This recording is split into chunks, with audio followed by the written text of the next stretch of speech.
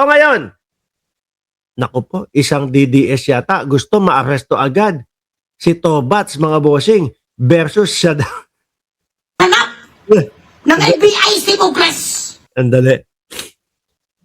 Ba't ito yung vlog nito? Hindi ho ba pwedeng maging masaya minsan lang sa vlog? Parang laging galit ho ito, mga kababayan. Pero nung isang beses, napansin ko, nung napansin siya, ano po, dahil doon sa ipinapakalat niyang fake news na kesyo daw po ang ating Presidente Marcos ay nasa freezer na daw po, tigok na daw po dahil may stage 4 cancer. Biglang naglaylo, biglang gumaan ito, mga kababayan no? Ngayon, mukhang galit na naman. Pakinggan natin po yung chicharon ang bunganga. Ay, uy, hindi ako may sabi niyan. Sabi yan ni Sir Joel Q ng Cereza Force. Pakinggan nun natin, mga kababayan. Pinahuhuli si Bugres si Yukta. Hulihin niyo yung diputa muna si Bato. Sadali.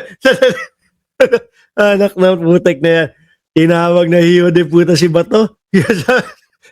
Magagalit sa iyo yung mga DDS. Bakit po pinapahuli? Kung sakali man po na totoo yung balita na ipinapahuli ko siya, mga kababayan, dahil doon siya ipinapakalat niya na fake news na ang presidente daw po ay tsugi, tegi, o may stage 4 cancer na daw po, mga kababayan. Nakaka-alarma po yan. Ano po? Nakaka-alarma po yan sa bayang Pilipinas, mga bossing. Biruin mo ba naman? No? Siyempre, ang taong bayan, kung hindi na makapag-function o patay na ang presidente, kailangan meron tumayong isang leader. Ilagay agad si Sara Duterte. Yun po kasi, mga kababayan, ang gusto nilang mangyari. Dahil hindi po nila mapatanggal si Pangulong Bongbong Marcos doon sa mga kesyo pagpapakalat nila ng mga fake news na gumagamit na ipinagbabawal na gamot ang ating Pangulo. Di ba? Kaya ano pa? Ang dami nilang ginawang fake news, mga kababayan. So ngayon, health na lang ni Pangulong Bongbong Marcos. Machuchugi na ang presidente. Kailangan palitan na ng vice-presidente na si Sara Duterte. Ang weak nyo naman, mga putang ina nyo kayo. Pasensya na ho, mga kababayan. Napaka-weak ho nitong mga ito, mga kababayan. Biruin mo, sandamakmak na fake news na po, mga bossing, ang kanilang ginawa kay Pangulong Bongbong Marcos hanggang ngayon po nananatili na Pangulo pa din po si Presidente Marcos, mga kababayan. Etong mga ito, nag-iiyakan na po. Ang problema nila, yung 2028, baka hindi makatakbo ang vice-presidente dahil doon sa isinusulong na impeachment sa kanya. Di ba? Sinasabi niya, ipapahuli nila ako dahil sa opinion ko. Di ba? Opinion ba? Yung sinabi niyang may cancer, stage 4 cancer ang ating Pangulo? Opinion pa ho ba yun, mga kababayan? May sinasabi pa, puntahan nyo doon sa room 143, 134 West Wing ng St. Luke or kung saan nandoon daw ho. Opinion pa po ba yun, mga kababayan? O fake news na po yun? Yung mga DDS naman, mga boss chipa mo, sir, kaya nasasabihang mga uto-uto ang mga hinayupak Hindi nagre-research, hindi inaalam kung ano ang katotohanan. Ay sige, basta dali na lang, paniwalaan na natin yan. Gusto natin mamatay si Bongbong Marcos Gusto natin pumalit si Vice Presidente Inday Sara Duterte kay Bongbong Marcos agad-agad Paniwalaan na natin yan. O tatanga-tanga kayo. Ngayon, pahiya kayo. Nung lumabas ang Presidente Marcos, mga kababayan, nag-jumping jacks pa, nag-jogging-jogging pa sa labas ng palasyo, nagngal-ngalan po yung mga DDS. Iyakan. Ano ho? Alam niyo, wag kayong magagalit sa akin, mga DDS Yung presidente ngayon na nakaupo, bilang fitness trainer, bilang may-ari ng napakaliit na gym po, mga kababayan, bilang may-ari ng isang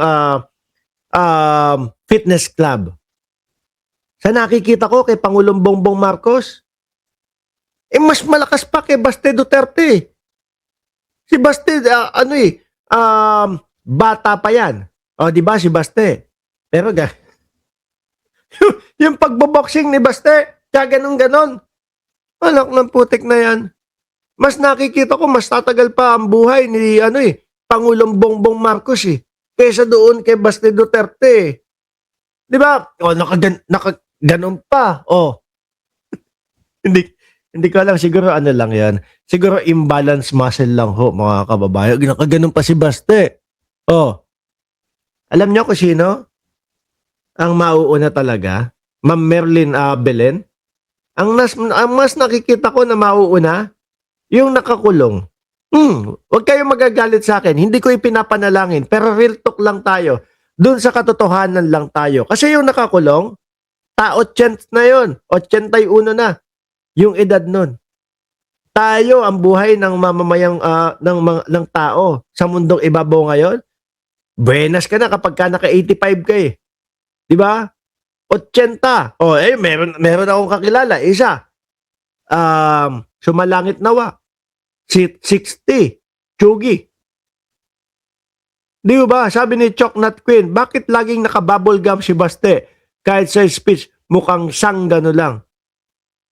Sanggano doon sa patatu-tato. pero ang totoo, Barbie ho talaga, mga kababayan. Di ba? O, tuloy natin. Si Bato daw, mas unahin si Bato de la Rosa na hulihin. Magagalit sa yung mga DDS. Pinakahanap ng NBI si Bugres. Pinahuhuli si Bugres, yukta. Hulihin nyo yung diputa muna. Sorry no, pagpaumanin niyo po yung pagtawa ka, natatawa lang ako sa itsura habang nagbablog eh. Ito ba yung sinasabi ng mga DDS na mayaman? No? Hindi ko, actually, mukhang ano lang din. Mukhang isang Norman Mangusin lang din o mga kababayan. Paumanhin po. Ayokong mag-judge. Pero may naririnig ako, sinasabi, ay, mayaman yun. Big time iyon.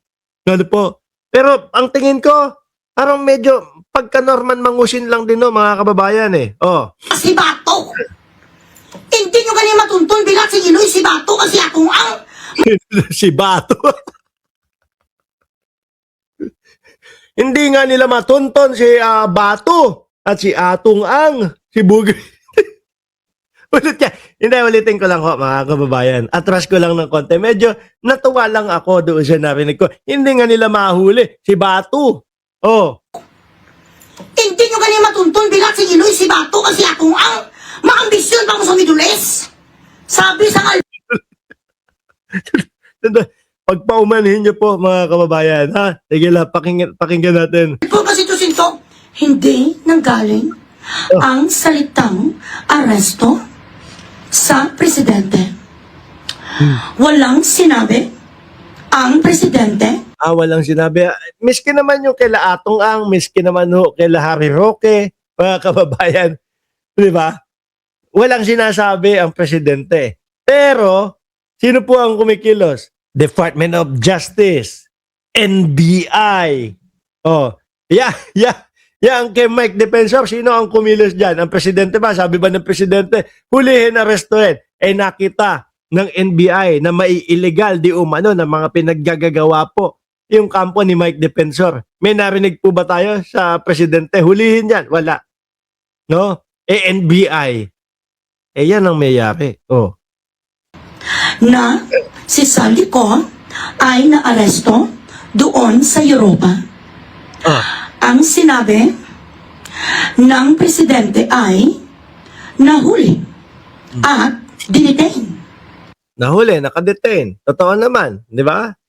At pagkatapos, syempre, mahabang proseso po yung pagpapauwi kay Saldico at kailangan pa pong mag-issue ng maraming mga dokumento, mga kababayan. So, pansamantala, laya muna si Saldico. At ito nga po yung susunod nating itatopic, mga bossing. No, hintayin lang ho natin. Oh.